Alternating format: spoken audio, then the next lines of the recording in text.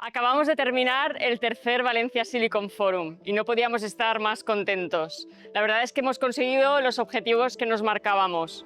Hemos traído a los expertos del Head of Unit de Microelectrónica y Fotónica de la Comisión Europea un día después de haber presentado el primer borrador de la European Chips Act 2.0.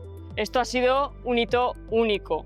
Además, teníamos a representantes del Industrial Advisory Group que asignó la Comisión Europea para darles inputs para ese borrador, que ya fue una misión importantísima que María Marcet presidiera ese grupo y Carlos González Triviño, nuestro secretario, el secretario de Valencia Silicon Cluster, que fuera el secretario técnico del grupo. Además, han estado representantes de este Industrial Advisory Group de empresas de Europa, implantadas en Europa, algunas de ellas internacionales, como Global Foundries, como Nokia, como Infineon, AMS Osram, OpenChip.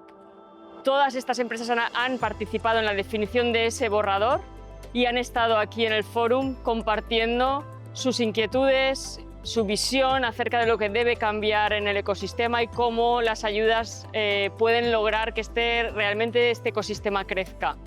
Además de esto, hemos tenido representantes de diferentes verticales de salud, de defensa, de data centers y hemos ahondado en las necesidades de los diferentes sectores, en el uso de los semiconductores y en las necesidades de talento, que no olvidemos que también es uno de los mayores focos de este fórum, especializado en semiconductores y en talento.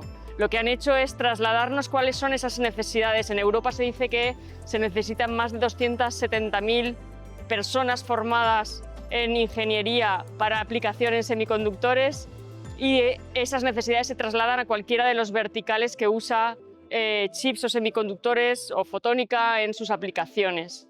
Además de esto, hemos tenido ejemplos de otras universidades, de cómo lo están haciendo, de donde podemos coger ideas para seguir mejorando y para poder formar el objetivo principal por el que estamos trabajando, que es el Campus Internacional de Semiconductores.